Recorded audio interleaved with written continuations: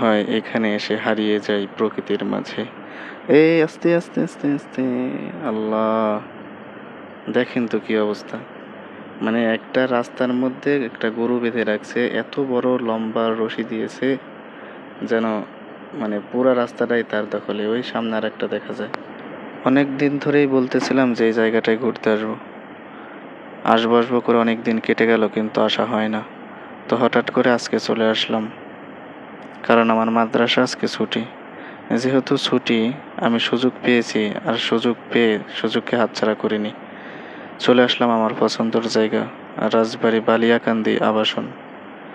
আর এই জায়গাটা আমার ভালো লাগার কারণ হচ্ছে রাস্তার দুই পাশে পানি, মাঝখানে এই আঁকাবাঁকা রাস্তা দিয়ে যখন বাইক নিয়ে যাই, যেন মনে হয় প্রকৃতির মাঝে হারিয়ে যাওয়া অসম্ভব এক ভালো লাগা, মানসিক শান্তি।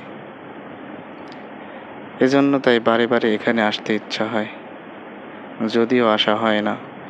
এই বর্ষার সিজনে এই মৌসুমটা আসলে এখানে অত্যন্ত একটি সুন্দর ঘোরার মতো জায়গা।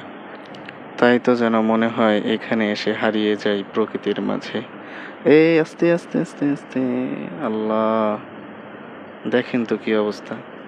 মানে একটা রাস্তার মধ্যে একটা গরু বেঁধে রাখছে, এত বড় লম্বা রশি দিয়েছে যেন মানে পুরা রাস্তাটাই তার দখলে। ওই সামনে আর একটা দেখা যায়।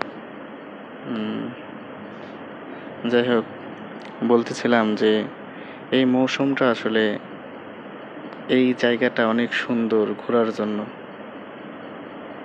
তো আপনারা চাইলে আসতে পারেন, এখান থেকে ঘুরে যেতে পারেন রাজবাড়ী বালিয়াকান্দি আবাসন।